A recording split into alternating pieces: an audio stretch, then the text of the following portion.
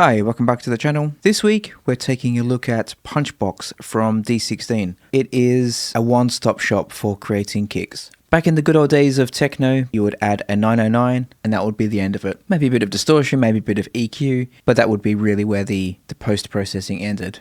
But with Techno now, and EDM generally, that's just really not sufficient. You really need to start layering your kicks to make them stand out and to get them to punch through the mix. So the way you do that typically is load up a sampler, then you add hats on top, you add different noise layers on top, you then run it through a distortion, maybe a filter, you do a bit of EQ, bit of compression, and then limiting right at the end. And that process is really quite cumbersome. But PunchBox has it all in the one interface here. So I'll go through what each of the modules does in a second, and then we'll go and maybe create a few kicks.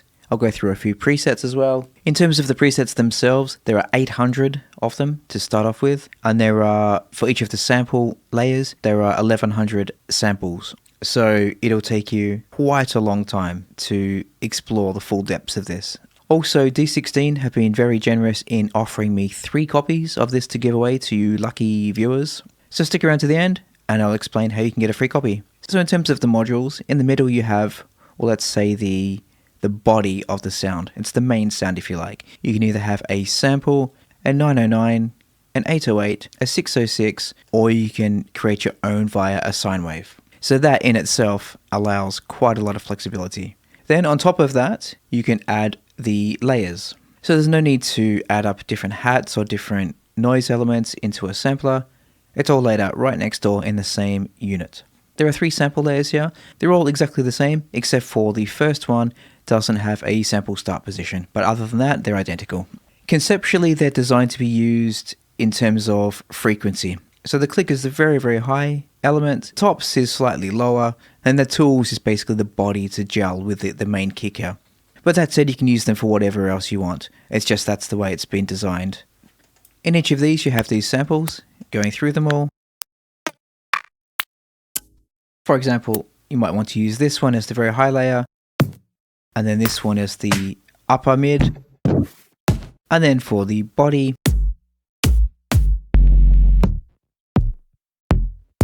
something like that, and then layer it with the 909.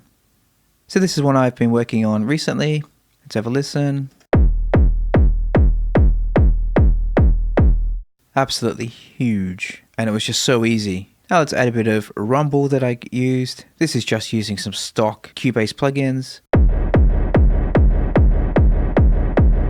Bit of percussion coming from Drumazon. And then add some 303 from Phoscyon 2.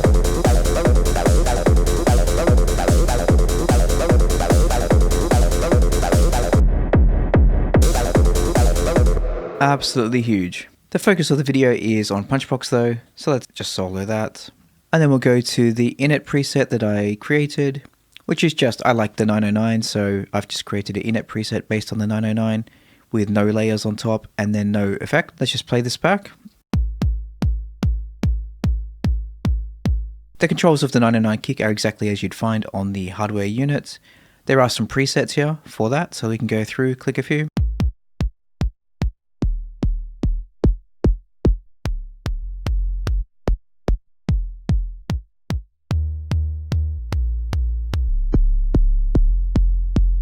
That one sounds quite good as a start. You have the 808 also, the 606,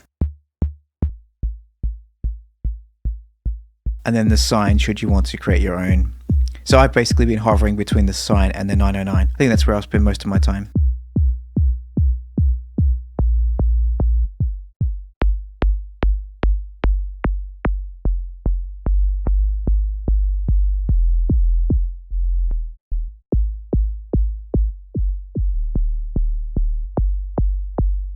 Now let's start with the mid layer. Let's turn that on.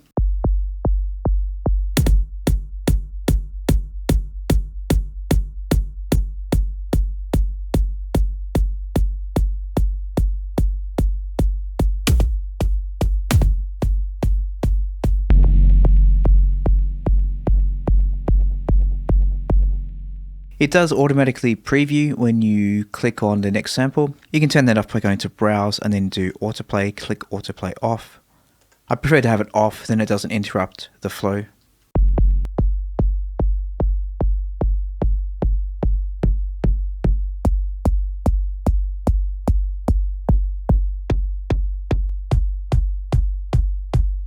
That one sounds quite good. Now we can add a higher layer than that. I think already we're getting there.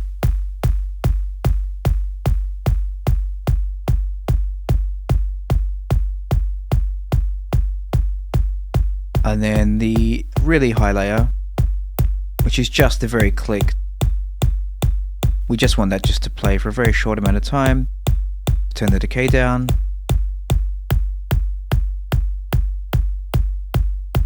Turn the level down.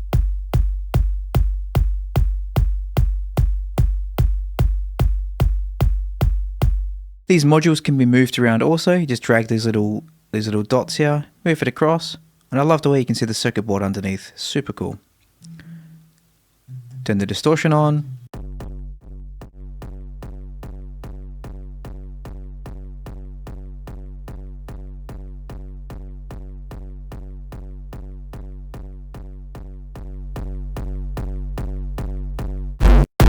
Oof. Gabba, anyone?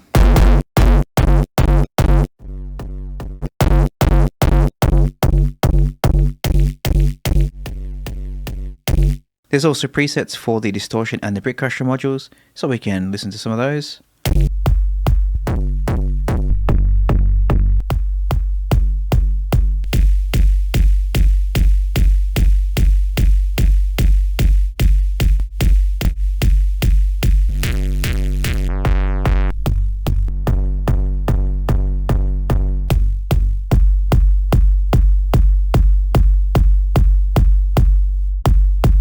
That's sounding quite good.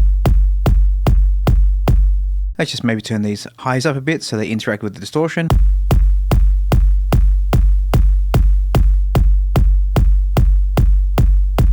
And some bit crushing.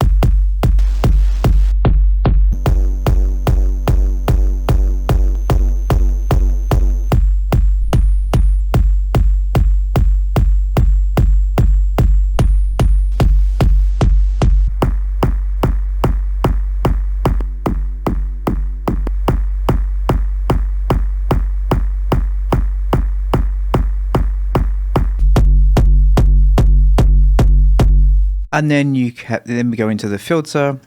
Again, you can move it should you wish. I like to have the filter after the distortion and the Bitcrusher, so then you can make it a bit darker by turning the cutoff down.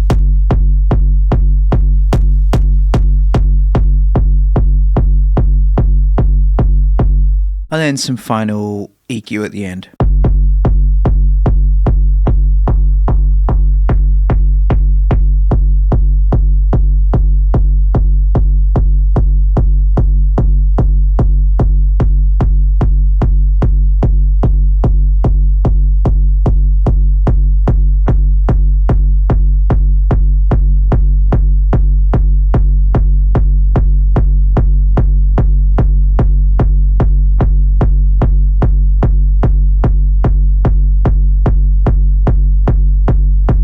So instantly we have something quite usable and excellent sounding. Once that's done, you can go to export, and then you can choose the sample rate and bit depth, and then you can export that as a wave, and then dump it in the sampler, or dump it as an audio track.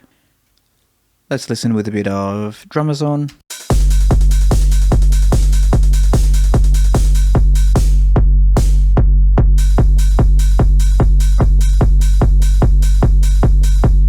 Maybe a bit of with reverb as well.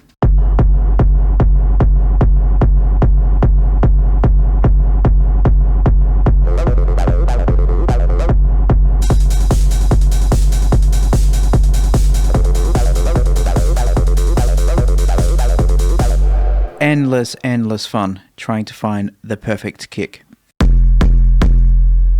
There's absolutely no way I can get these level of kicks in hardware without hours and hours of layering up. So it really is a complete game changer workflow wise for me. Let's just have a bit more of a play around.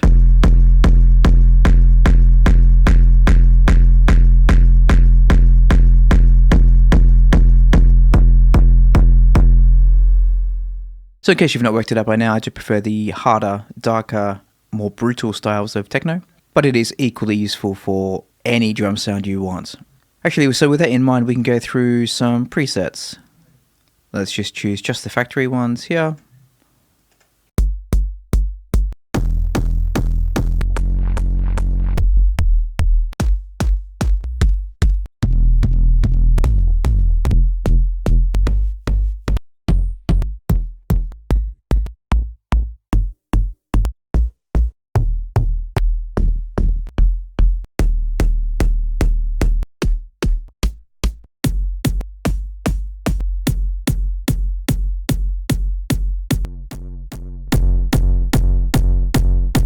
In terms of improvement areas or additions for version 2, there's only really two things that I can think of.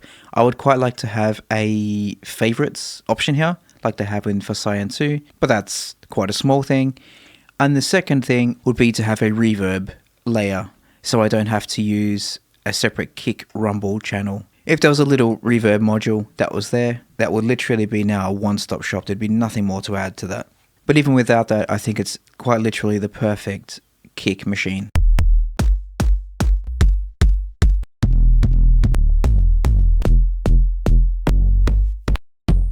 As I said at the very start, the legends at D16 have provided me 3 copies to give away. So all you need to do is subscribe to the channel or leave a comment, and then I will pick 3 lucky people at random and then send them the download codes. But either way, I really recommend you download the demo, and I guarantee you'll be lost for hours trying to find the perfect kick.